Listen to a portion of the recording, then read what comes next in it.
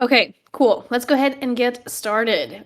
We don't have slides, so I apologize for that, but we did have a lot happen this week. So we did have our bridge launch on Tuesday, and I just tweeted out a video, which is a walkthrough tutorial on how you can use the bridge.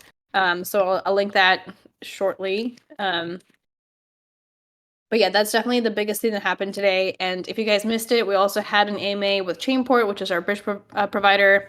And it was a great AMA. And we're gonna upload that as well. So for the tutorial on how to actually use the Chainport bridge by bridging something like USDC from Base onto Ironfish, I just linked that in the chat. It should be extremely simple. I've used it many times, and so far the process is very seamless. Reminder that we are kind of focusing asset by asset. So right now, it's USDC from Base that you can bridge over to Ironfish, but we'll be adding more chains and more assets pretty soon, just to kind of expand that and make sure that the experience is really focused and that we really kind of nail down the private USDC experience first. So that's definitely a concern of ours. So if there is an asset that you really want to see on Ironfish, let us know. And if you are an asset issuer yourself, or you created an ERC20 coin on Base or any of the other chains, let us know. And one way you could actually get your coin listed on Chainport is just filling out their form for listing a token, which I'll paste right here. Once you do that, you can talk to Chainport and ask them that your token be available on Ironfish, and that's literally all it takes for your token to have access to Ironfish and be completely private within that space. Cool. So in terms of other things that people are working on, right now the team is focusing on making sure that the launch is going well. We're fixing some issues that we're seeing. We're making sure that things like Oreo Wallet is working really well. We're making sure that Fox Wallet, for instance, can support multiple assets, because right now it can't. So, in terms of like things that the team is focusing on, is making sure that the launch is going well, all the bugs are being fixed, and yes, like HRT coin or HTR coin was kind of asking, are we going to be launching new pools, etc.? We are. So we have been working with the Aerodro team, and hopefully that's coming up next week. And then we'll set up Uniswap pools as well. Cool. So yeah, so in terms of the bridge launch, again, it just happened on Tuesday, so very, very early, but we very much welcome you to try it out. If you use the Chainport bridge today, you're going from Base to Ironfish, like let's say you're bridging USDC from Base onto Ironfish, you are actually going to get a little bit of iron in your wallet also, because we want to make sure that we're covering a few transactions on Ironfish for you to kind of try it out. And then to bridge back, you do need 1 iron, so you actually do need a little bit more iron than we're giving you to bridge back. But we do want to make sure that the experience is seamless. So we are actually, airdropping a little bit of iron so that you can cover, or so that we can cover a few transactions on Ironfish. And part of the reason, like, I really want people to try it out, and I really want people to like understand that once it is on Ironfish, it is fully private, and you can transfer it within Ironfish to any account, to any wallet, and you can bridge back using Chainport to a fresh new wallet on Base, and then later on we add more chains to those other chains as well. So I really just want to get people the experience using these products so they can really fully understand it. Cool. So the other kind of really big launch that we had that was less quiet, or more quiet, I should say, but it was definitely a big part of the entire bridge experience, was the Ledger launch. And the Ledger launch is a humongous project that literally took, at least 2 companies to build. And it was the precursor for the bridge launch as well. And I think Jason wants to talk more about the Ledger launch specifically, and how many products it touched, and how much of a huge engineering feat that was to launch Ledger for Ironfish. Jason, do you want to come up here? I do want to come up here. Thank you, Elena.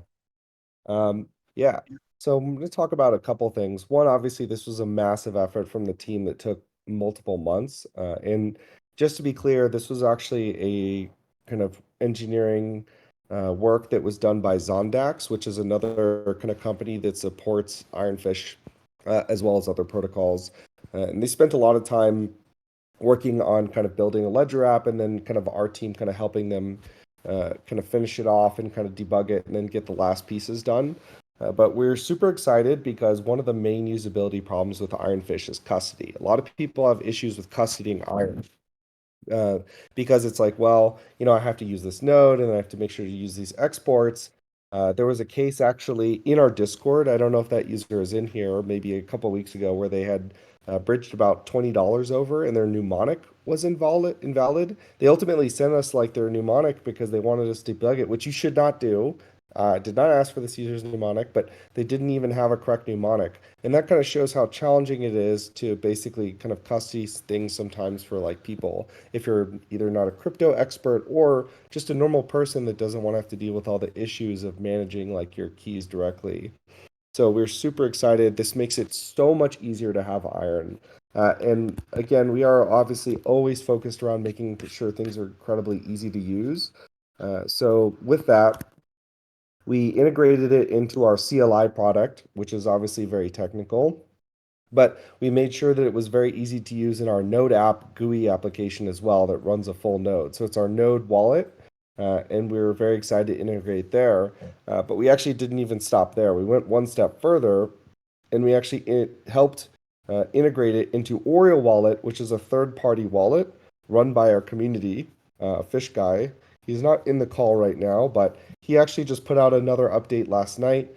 Oriole Wallet, if you haven't heard, obviously, is a browser extension Ironfish wallet that does not require you to run a node, and your balance is always up to date, even when your browser is not open. I know many of you are familiar with browser extension wallets, but just giving that description. So we're really excited to have it across all of the products. Obviously, we'd love to look at getting it integrated into something like Fox Wallet later. We're always trying to make it continuously easier to use.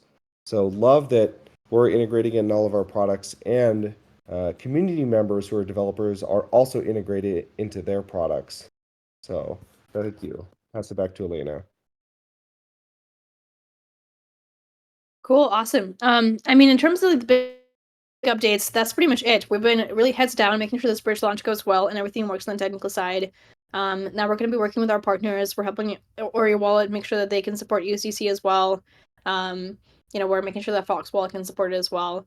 So everything's kind of just making sure that the existing experience is really, really solid. And again, if you like, I really highly encourage everyone here to try it out, to give us feedback on how easy or how hard it was for you to get private USDC on Ironfish.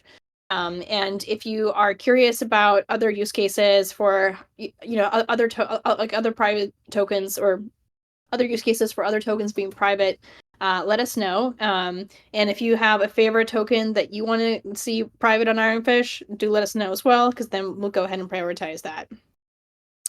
Cool, and I think that's pretty much it. I know this was a really quick update, but that's pretty much it. We've been really heads down on this bridge launch, really heads down on the ledger launch, and making sure that the entire experience is good. Again, if you have any questions or any feedback for the team, or if you have any feedback at all about using the private USDC flow, let us know. And if you have any questions about Ironfish and any suggestions for, again, like other projects that we can support, let us know that as well. Cool. And I think with that, we're going to go ahead and end it a little bit early and give you a couple minutes back and enjoy this Friday. Thank you all so much. Really appreciate it.